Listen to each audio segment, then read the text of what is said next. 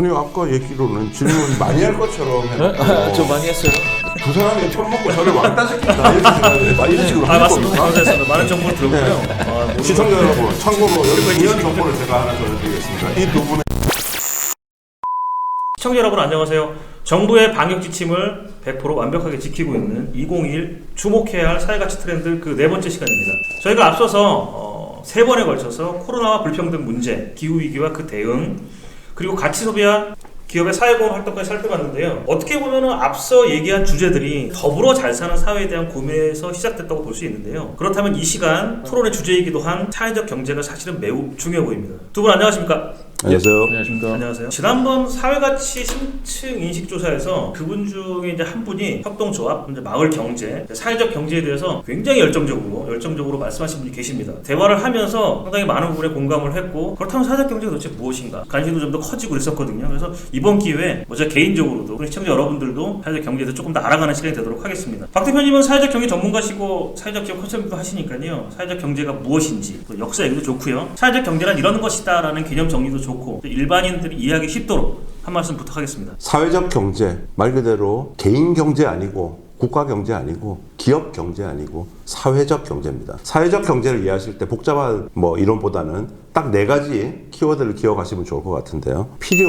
사업, 약자, 연대, 네 가지입니다. 말 그대로 참여자들, 그게 협동조합 조합원일 수도 있고 사회적 기업원의 구성원일 수도 있습니다. 마을 기업의 우리 마을 주민일 수도 있고요. 이런 분들의 필요, 거기에 기반한다는 겁니다. 일반적인 기업들은 고객의 욕구 이런 거에 기반하는 거죠. 다릅니다. 그리고 이게 동호회나 아니면 무슨 노는 거 아니거든요. 사업, 기업입니다. 기업이기 때문에 반드시 사업적 가치에 대해서도 생각하셔야 되고요. 이게 혼자 잘나서 혼자 해도 되는 사업 같으면은 그냥 개인이 하시면 됩니다. 아니면 주식회사 하셔도 되고요. 사회적 경제 안 해도 됩니다. 하지만 약자이기 때문에 이렇게 사회적 경제 해야 되는 거고요. 연대, 자기가 조금 손해보더라도 같이 서로 상부상조해가면서 이렇게 하는 거. 필요에 기반한 사업, 약자의 연대다. 이게 사회적 경제라고 말씀드릴 수 있겠습니다. 이제 작전 짜기로 질문하시기로 하셨죠? 네. 그러면 네. 이 사회적 경제라는 거는 자본주의 경제입니까? 사회주의 경제입니까? 굉장히 대중적인 질문 잘해 주셨습니다. 사회적 들어가니까 사회주의다 이런 얘기 하시는 분들이 일부 있으신데요. 그럴 수도 있겠네요. 예. 자본주의도 사회주의도 아닙니다. 자본주의도 사회주의도 아니고 그 중간쯤 되는, 글쎄요, 좀 건전한 자본주의, 이렇게 말씀드릴 수 있을까요? 지금 정글 자본주의, 저는 지금 현재 이렇게 금융 자본 중심의 신자유주의, 좀 어려운 말 써서 죄송합니다. 지금 현재 21세기에 현재 존재하는 자본주의는 정글 자본주의라고 생각합니다. 약육강식, 힘세고 돈 많고 똑똑하고 하면 그냥 싹 다 끌어모을 수 있는, 전 세계 1% 부자가 전 세계 부의 무슨 80%가 90%를 지금 갖고 있다. 이게 지속 가능할까요, 과연? 지속 가능하지 않습니다. 저는 지구가 지속 가능하기 위해서 사회적 경제는 필수적일 수밖에 없다. 그리고 자본주의를 일과에 무너뜨리자, 저 그런 사람 아닙니다. 폭력적으로 이렇게 하고 이런 사람 절대 아닙니다. 저는 잘 고쳐 쓰자. 그러기 위해서라도 사회적 경제가 대안이 될 수 있지 않을까, 그렇게 생각합니다. 말씀 감사합니다. 대한경제로서의 사회적 경제 얘기해 주셨고, 연대 얘기도 해주셨습니다. 협동조합 얘기도 해주시고요. 여러 가지 얘기해 주셨는데요. 그렇다면 한국은 좀 어떤가요? 제가 알기로는, 제가 틀릴 수도 있습니다. 제가 알기로는 이 사회적 경제를 한국은 이제 정부 주도적으로 진행한다고 제가 알고 있습니다. 정부나 지자체 중심으로 진행이 되어 나가고 있는 것 같은데, 현재 한국 상황을 대표님 현장에 계시니까 네. 솔직하게 한 말씀 부탁드리겠습니다. 예, 현재 한국의 사회적 경제 말씀드리기 전에 원래 저희도 협동, 사회적 경제 전통이 있었습니다. 여기 계신 두 분도 아마 아실 겁니다. 향약, 두레.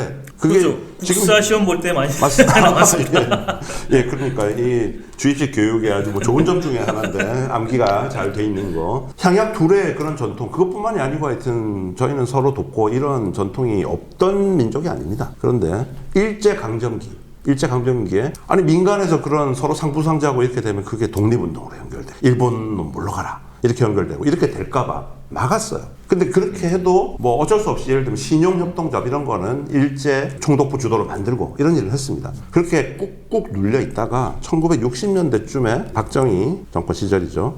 관주도로 이제 농협, 축협, 수협 뭐 이런 거 들어보셔서 중소기업 협동조합, 뭐 여변초, 산림 협동조합 이렇게 막 만듭니다. 그렇게 만들어지는 것들이 쭉 이어지고 물론 그 과정에서도 민간에서는 열심히 원주 이런 중심으로 해가지고 이런 사회적 경제 운동들이 있었는데요. 90년대, 80년대 후반에서부터 해가지고 그런 실업극복 국민운동 뭐 이런 것들 그리고 자활 스스로 우리가 경제적인 자립을 하자 이런 운동들이 시작되면서 민간의 움직임이 조금 더 80년대 중반하면 아시겠지만 이제 전두환 정권 이제 끝날 때쯤 활발하게 진행이 됩니다. 그리고 90년대 사회적 기업 육성법 만들어지고 2000년대 들어와서 지금 만들어진 지 한 10년 채 안 됐는데요. 협동조합 기본법 이런 게 만들어지고 하면서 조금 더 예전보다는 관주도에서 지금 민간 주도로 조금씩 그 운동의 중심이 옮겨오고 있는 그런 상황이 아닌가 현재까지 생각이 듭니다. 그렇다면 최근 10년 사이에 뭐 사회적 기업이라든지 사회적 경제가 유행처럼 각종 미디어에서 이제 얘기가 되고 있는데요. 방금 말씀하신 대로 그 우리나라의 사회적 경제가 정부와 지자체 주도로 이제 경쟁적으로 사실 시혜적 정책으로 좀 진행이 되고 있잖아요. 그러다 보니까 지원금을 이제 시쳇말로 이제 지원금 따먹기, 지원금을 타내기 위해서 모이는 사람도 많지 않을까 싶습니다. 기업도 있을 수 있고요. 이런 부분에서 한번 짚어주시죠. 예, 사실 불편한 진실을 좀 말씀드릴 수밖에 없겠는데요. 중소기업 컨설팅 하시던 분들, 저도 경영 지도사입니다만은 그런 자격증 가지신 분들이 중소기업 컨설팅 시장이 매우 협소해졌어요. 왜냐하면 돈 있어야지 컨설팅도 맡기고 이렇게 할 텐데 그러다 보니까 최근 사회적 경제 영역으로 그런 분들이 많이 들어오셨어요. 뭐 짐작하다시피 그분들은 경영에 대한 이해가 굉장히 아주 풍부하신 분들이고 그리고 무엇보다도 사업계획서 같은 문서 작성 능력이 아주 뛰어나신 분들입니다. 그 두 가지 능력이 있다 보니 방금 표현을 뭐 지원금 헌터 이런 비슷한 표현을 이제 쓰셨는데 정부의 지원 자금을 따내기 위한 목적으로 그런 분들이 저한테도 심지어는 이메일 오고 연락 옵니다. 그 정도입니다. 예. 그런 부분을 좀 해결해야 될 필요는 있죠. 그런 상황에 대해서. 예.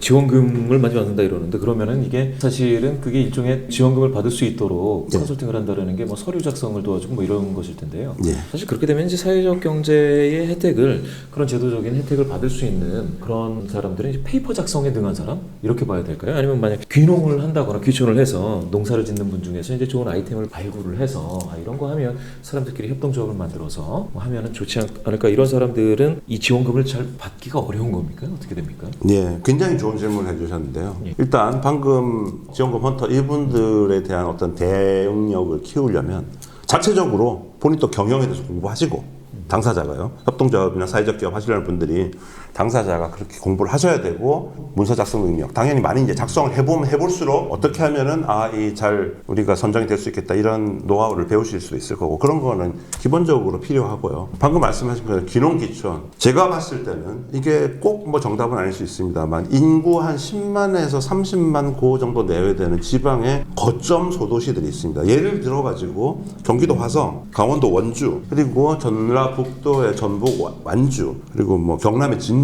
등등 이런 곳들을 중심으로 해가지고 이런 사회적 경제 관련돼서 뭔가 새로운 것들을 만들어내고 그 지역의 문제를 같이 해결하고 사회적 경제 방식으로 그런 가능성이 실제 지금 실현이 되고 있고 아마 앞으로도 그런 것들이 좀 더 이제 지역의 일종의 지방 중소규모 도시 뭐 혁신 클러스터 이런 식으로 사회적 경제의 혁신 클러스터죠. 이런 것들이 좀 활성화될 수 있지 않을까라는 기대는 갖고 있습니다. 좋은 말씀 감사드리고요.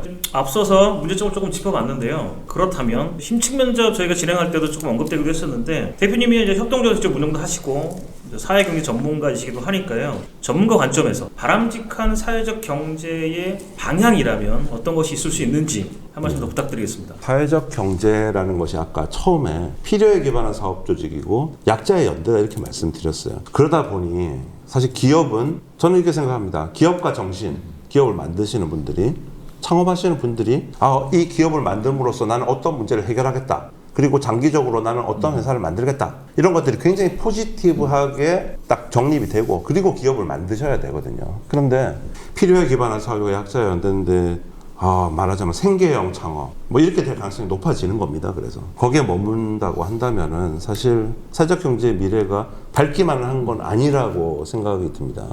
저는 기후위기에 대응하고 뭔가 사회 문제 전 지구적으로 벌어지는 이런 것들에 인류가 계속 생존하기 위해서 불가피하게 사회적 경제로 생각하는 사람입니다만은 키워드를 이렇게 말씀드릴 수 있겠습니다. 여성, 청년 이쪽에 계신 분들이 보다 더 사회 문제 해결형 그러니까 보다 더 포지티브한 거죠. 아, 우리는 약자니까, 우리는 뭐 혼자서는 안 되니까 한번 뭉쳐서 어떻게 뭐라도 해보자. 이렇게 수동적으로 접근할 게 아니라 뭔가 사회 문제를 발견하고 그걸 어떻게 하면 혁신할 수 있을까? 이런 관점에서 접근을 하면은 사회적 경제가 전반적인 사회 혁신의 중요한 방법으로 자리 잡을 수 있지 않을까? 그렇게 생각을 합니다. 아니 그럼 대표님 최근 여러 가지 보면 대한민국은 이제 지식산업에 대한 그 희망을 많이 심어주는 것 같아요. AI다, 뭐 빅데이터다, 데이터 사이언스 뭐 이런 얘기를 하면서 이와 같이 이제 혁신 기술을 적용을 하는 그런 류의 어떤 지식산업에 대한 기대가 많은데 협동조합이 이런 쪽으로도 가능한 겁니까? 예, 굉장히 아주 미묘한 질문을 해주셨습니다. 제가 봤을 때, 예, 사실 어렵다는 말을 제가 약간 더 멋있게 표현을 한 겁니다. 예, 알겠습니다. 협동조합, 아까 말씀드렸다시피 협동조합은 이렇게 속도에 의해서 지배되는 그런 기업 구조가 아닙니다. 협동조합의 가장 중요한 가치 중에 하나가 민주주의거든요. 의사결정을 민주적으로 해야 된다. 제가 협동조합 이사장을 지금 하고 있습니다만은 뭐 일반적인 회사의 사장 이렇게 생각하시면 안 됩니다. 제가 지분이 뭐 엄청나게 많고 그래서 제 마음대로 막 사람도 막 뽑고 자르고 뭐 막 이렇게 마음대로 하고 막 이런 사람이 아니에요. 저는 제가 협동조합의 대표지만은 제가 다 직원들 말도 다 하고 골고루 다 듣고 우리 조합원들 분들의 의견도 골고루 다 모으고 이렇게 의사결정을 해야 됩니다. 그런데 지금 방금 우리 김수성님 말씀하신 것처럼 첨단 분야, 하루가 다르게 뭐 빛의 속도로 뭐가 바뀌는 이런 분야에서 제가 방금 말씀드린 그런 의사결정 방식을 택한다면 그 기업이 과연 적응을 할 수 있을까요? 저는 약간 좀 회의적입니다. 첨단 분야, 그리고 아주 기술적으로 그런 난이도가 있는 분야, 속도가 중요한 분야, 이런 분야는 사회적 경제는 글쎄요, 좀 쉽지 않다 이렇게 생각을 하고 있습니다. 아쉽네요. 네. 아, 혹시 그런 기술 뭐 이런 거 있으신가? 네. 네. 없어 보이시는데. 네. 방금 박 대표님이 협동조합 얘기해 주셨는데요. 이처럼 무슨 사회적 경제가 협동조합 중심으로 이제 운영이 되다 보니까 저희가 이제 알고 있는 일반 사업체하고는 좀 다른 형식이나 다른 내용으로 좀 운영이 되잖아요. 근데 이제 이 방송을 시청하는 시청자분들께서 또는 일반인들 입장에서는 약간 이제 그런 면들이 좀 생소할 수 있습니다. 이 시간 통해서 이제 박 대표님이 알고 계시는 좀 대표적인 좀 성공사라고 해야 되나요? 그런 사례 좀 소개 좀 부탁드리겠습니다. 예, 지금 그림 이제 나가고 있는데요. 제일 유명한 곳이 아마 제일 유명한 곳 중에 하나가 선키스트라고 오렌지 들어보셨죠? 우리나라에서 뭐 선키스트 제품 많이 팔리고 있죠. 캘리포니아의 오렌지 생산자 협동조합입니다. 캘리포니아 뭐 아시겠지만 상식적으로 가보시지 않으셔도 전 가봤습니다. 참고로 캘리포니아만 3번 가봤습니다. 저는. 길쭉하게 생겼잖아요. 저 위에 거의 시애틀 근처에 뭐 샌프란시스코 이쪽이랑 저 아래쪽에 샌디에고. 제가 실제로 경험해서 말씀드리는 겁니다만은 제가 보름 동안 거기를 갔다가 이렇게 쭉 종단했거든요. 기온 차이가 25도가 차이가 납니다. 같은 1월 말 2월 초였는데 기온이 25도가 차이 납니다. 이 말씀을 드리는 이유가 뭐냐면 캘리포니아 오렌지 생산자 협동조합이 생길 수 있었던 근거가 그거거든요. 오렌지가 생산은 되는데 좋은 품질의 오렌지가 생산되는 시기가 다 달라요. 그런데 이분들이 유통상 대항을 해야 되잖아요. 근데 혼자서는 대항이 안 됩니다. 거기서 뭐 지금 시간 지났네. 이 농산물이라는 게 특성상 시간이 지나면은 굉장히 불리해지거든요. 생산자가 가격을 갖다 헐값에다 막 처분해야 돼요. 왜냐면 그 시기에 안 팔면은 그냥 뭐 썩어버리는 거니까. 근데 이걸 협동조합을 만들어서 관리를 하게 됩니다. 품질도 관리하고 저장 시설도 만들고 유통상에 대해 합리적으로 가격 협상도 하고 이렇게 된 겁니다. 제이스풀이라는 곳도 협동조합인데 여기는 뉴질랜드 키위 생산자 협동조합인데요. 마찬가지, 선키스트랑 마찬가지입니다. 제일 유명한 곳은 그 정도 될 것 같고요. FC 바르셀로나 축구 좋아하시는 분들은 리오넬 메시라는 선수 아실 겁니다. 연봉도 아주 많이 받는 아주 세계적인 축구 선수죠. 그 선수가 속해 있는 그 FC 바르셀로나가 협동조합입니다. 조합원만 한 20-30만 명 넘는 20-30만 명이 다 뭐 투표하고 그래서 뭐 민주주의 결정은 뭐 그렇게 하지는 않고요. 거기 이제 대의원 제도 이런 거 운영하면서 이제 효율적으로는 하고 있는데 그래서 리오넬 메시가 그런 협동조합인 축구팀에서 아주 어릴 때 유스팀에서부터 성장을 했어요. 이 선수는 운동만 잘하는 게 아니라 인성도 아주 훌륭하다. 협동조합, 사회적 경제 그런 시스템에서 성장을 했기 때문에 그렇게 말씀드릴 수 있습니다. 이거 지금 제가 보여드리는 거 시간 관계상 이렇게만 보여드리는 거고요. 생각보다 굉장히 세계적으로 유명한 그런 성공한 협동조합들, 그리고 사회적 경제 기업들이 굉장히 많이 있습니다. 감사합니다. 김성희 추가로 질문할 거 없으십니까? 예예예, 전 다 말씀 여쭙습니다. 아니 아까 얘기로는 질문 많이 할 것처럼 해놓고 저 많이 했어요. 이 전 시간인가요? 소셜 임팩트랑 그거 할 때는 두 사람이 처먹고 저를 왕따시킨다 이렇게 생각을 했지. 와, 20분 이런 넘었네. 식으로 아 하실 맞습니다. 겁니까? 감사했습니다. 많은 정보를 들었고요. 아, 모르는- 시청자 여러분, 참고로 여기 최고의 중요한 지식. 정보를 제가 하나 전해드리겠습니다. 이 두 분은 형제입니다. 형제가 지금 저를 아주 계획적으로 왕따를 시키고 있는 겁니다. 오해가 있으신 것 같습니다. 전혀 오해 아닙니다.